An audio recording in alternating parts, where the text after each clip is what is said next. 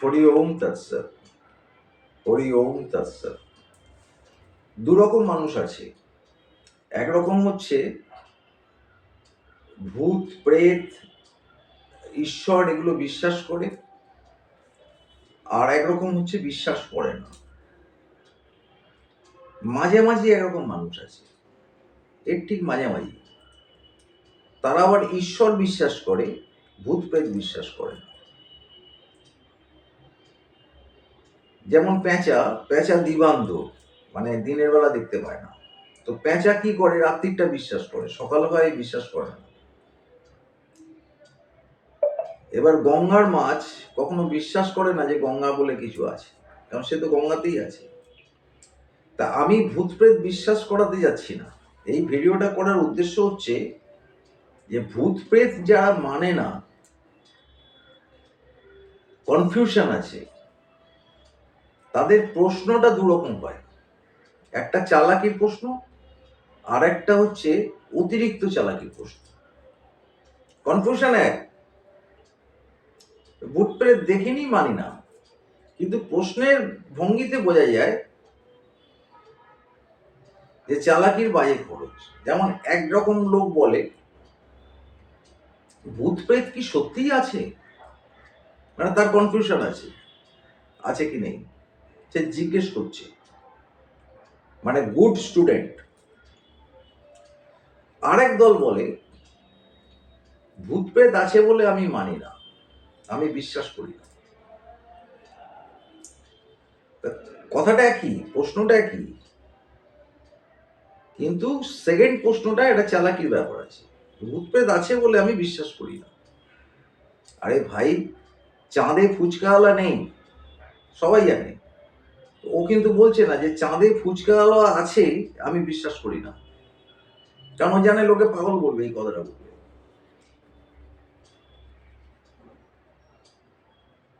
মুশকিল। মঙ্গল গ্রহে যে মেট্রো রেল নেই এটা আমি বিশ্বাস করি না, এরকম বলবে না, কারণ লোকে তাহলে পাগল বলবে। কিন্তু এটা বলবে যে ভূত প্রেত আছে আমি বিশ্বাস করি না। তার মানে কি কনফিউশন তার আছে। সে কিন্তু চাঁদে ফুচকাওয়ালা নিয়ে আলোচনা করছে না, চাইছে না, কারণ সে জানে ওটা নেই। কিন্তু ভূত প্রেতটা তার মানে কনফিউশন আছে, সেই জন্য সে জিজ্ঞেস করছে যে ভূত প্রেত আছে এটা আমি বিশ্বাস করি না। নেই, বিশ্বাস করি না আবার কি, চাঁদে ফুচকাওয়ালা নেই এটা নিয়ে তো আলোচনাই হতে পারে না। মঙ্গল গ্রহে রিক্সাওয়ালা নেই এটা নিয়ে তো আলোচনাই হতে পারে না। না, আলোচনা চাই, কারণ আমার কনফিউশন আছে, কিন্তু আমি চালাকির বাইরে খরচ করব। ব্যাপারটা এটা। এই অতিরিক্ত চালাক যারা, তারাই কিন্তু ডেঞ্জার। কারণ এরা কি করে, চালাকির বাজে খরচা করে। এই চালাকিটা আর্নিং এর দিকে দেয় না, প্রাজ্ঞতার দিকে দেয় না, ইন্টেলিজেন্স স্টোরের দিকে দেয় না, কোনো ক্রিয়েটিভিটির দিকে দেয় না। এরা চালাকিটা বাজে খরচ করে, সারা জীবন শোধরাবে না। কিন্তু এটা বলবে না যে আমি ভূত প্রেত দেখিনি বলে বিশ্বাস করি না। আরে ভাই, আমি আমেরিকা দেখিনি বিশ্বাস করি না, না সেটা বলবে না। তো ব্যাপারটা এইখানে, এই যে অতিরিক্ত চালাক যারা, সমস্যাটা তাদের নিয়ে। তারা আপনাকে প্রশ্ন করবে না। এই যারা বলছে যে ভূত প্রেত বিশ্বাস করি না, তারা কিন্তু তর্পণ করতে যাচ্ছে, তারা বাড়িতে শ্রাদ্ধ অনুষ্ঠান করছে। তো পিণ্ডটা কাকে দিচ্ছে কে জানে। পুরোহিতকে টাকা দিল শ্রাদ্ধ করার জন্য, সে শ্রাদ্ধ অনুষ্ঠান করলো 5,000 10,000 টাকা দিয়ে। বাবার ছবির সামনে, মৃত বাবার ছবির সামনে মিষ্টি ফিষ্টি সাজিয়ে দিচ্ছে। একটা সুন্দরী মেয়ের ক্যালেন্ডারের সামনে কিন্তু মিষ্টি সাজিয়ে দিচ্ছে না, সে বাবার ছবির সামনে মিষ্টি সাজিয়ে দিচ্ছে,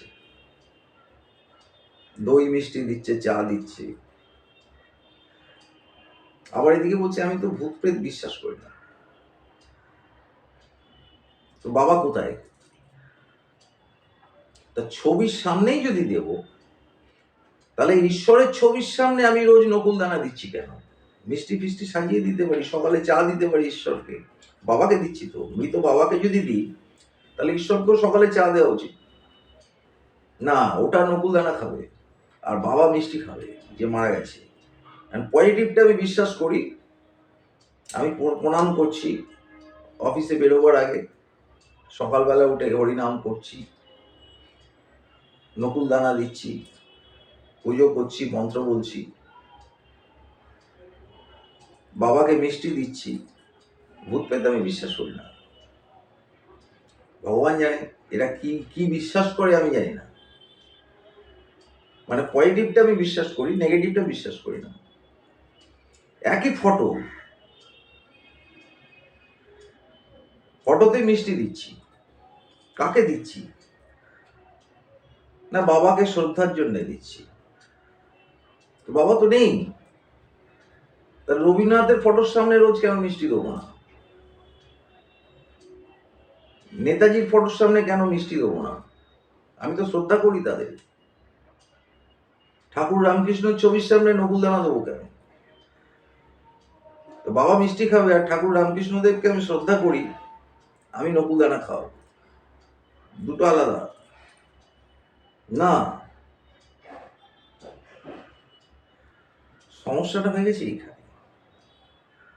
এগুলো নিয়ে একটু ভাববার জন্য আমি জাস্ট দর্পণের কাজটা করি। আয়না আয়না কিন্তু খুব মারাত্মক। আয়না যদি না থাকতো লোকে বিউটি পার্লারে যেত না, লোকে কসমেটিক্স কিনতো না লাখ লাখ টাকার। তো দর্পণ আছে বলেই কিন্তু বিউটি পার্লার চলে। বাড়িতে দর্পণ আছে, আমি যেই দেখলাম যে আমি একটা বিভৎস দেখতে, আমি চলে গেলাম বিউটি পার্লারে। তো সবার বাড়িতে দর্পণ আছে, দর্পণ বলে দেয় যে এবার তুই বিউটি পার্লারে যা, আর নাহলে এই কসমেটিক্স গুলো কেন। আমার কাজটা হচ্ছে দর্পণের। আমার কথা নেবেন না, আমার কথা ভাববেন। ভালো থাকবেন।